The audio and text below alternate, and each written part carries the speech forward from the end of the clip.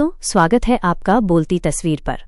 दोस्तों, इन दिनों मीडिया भर के चैनलों में इन दो नाम सबसे ज्यादा चर्चा में हैं, हमारे विदेश मंत्री डॉक्टर एस जयशंकर और तुर्की के संयुक्त राष्ट्र यूएन प्रतिनिधि।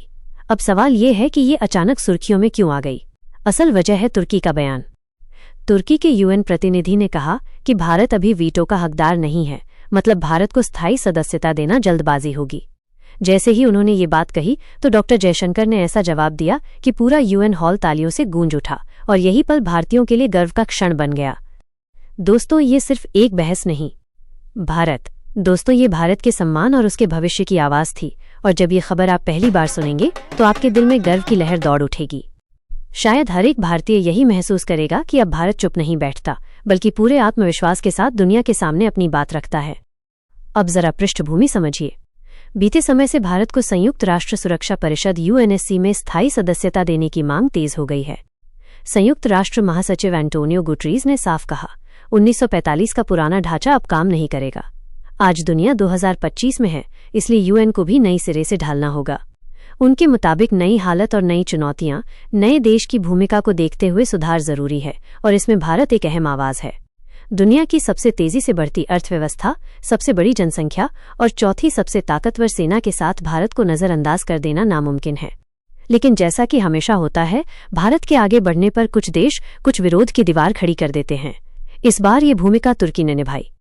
तुर्की के प्रतिनिधि ने यूएन के 80वें सत्र में कहा कि भारत को स्थायी सदस्यता देने में जल्दबाजी न की जाए।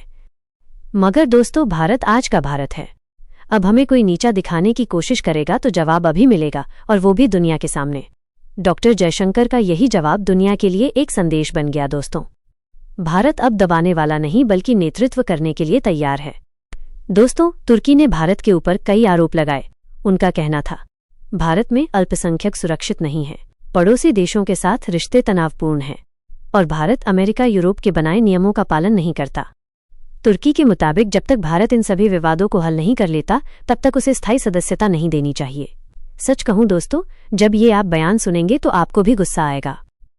आखिर एक ऐसा देश जिसकी स्थिति बेहद खराब है, लेकिन वो भारत पर सवाल कैसे उठा सकता है। लेकिन दोस्तों, गुस्सा आपका जल्द ही गर्व में बदल जाएगा। इसके बाद जो जवाब जयशंकर ने दिया, उसने हर एक भारतीय का सर गर्व से ऊंचा कर दिया। जयशंकर ने साफ शब्दों में कहा, जो देश खुलेआम आतंकियों को मदद देता है, उसे दूसरों की भलाई करने का कोई हक नहीं। उन्होंने तुर्की के अपने आंतरिक हालात पर सवाल उठाए। उन्होंने कहा कि जब महिलाओं के खिलाफ अपराध, ऑनर किलिंग और मानव तस्करी जैसी घटनाएं सबसे ज्यादा हैं, तो ऐसे देश को भारत पर उंगली उठाने से पहले अपनी समस्याओं पर ध्यान देना चाहिए। ये जवाब एक राजनीतिक तर्क नहीं था। ये भारत की गरिमा और आत्मविश्वास की आवाज थी। ये उस भारत की आवाज थी जो अब चुप नहीं बैठता, बल्कि दुनिया के सामने डटकर बोलता है। जयशंकर ने आगे कहा कि ये मुद्दा सिर्फ भारत बनाम तुर्की का नहीं है, बल्कि पूरे अंतर्राष्ट्रीय विश्वसनीयता का है। बहुपक्षीय व्यवस्था, मल्टीलेटरल सिस्टम पर लगातार हमले हो रहे हैं और इसमें सुधार नहीं हुआ तो आधुनिक विश्व व्यवस्था की नींव हिल जाएगी। इसलिए भारत जैसे जिम्मेदार और मजबूत देश को अब वीटो अधिकार मिलना चाहिए। दोस्तों, इसे ऐसे समझिए, अगर कोई खेल 80 साल पुराने नियमों से खेला जा रहा हो और नए खिलाड़ी मैदान में उतर चुके हो, तो क्या पुराने नियमों से खेलना न्याय संगत होगा? बिल्कुल नहीं। और आज यही स्थिति यूएन में है। सोचिए, भारत की जनसंख्या चीन से भी अधिक है।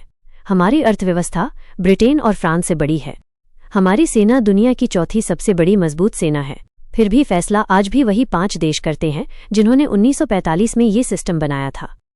तुर्की ने भले ही भारत की राह में रुकावट डालने की कोशिश की हो, लेकिन जयशंकर साहब ने इसका करारा जवाब दिया।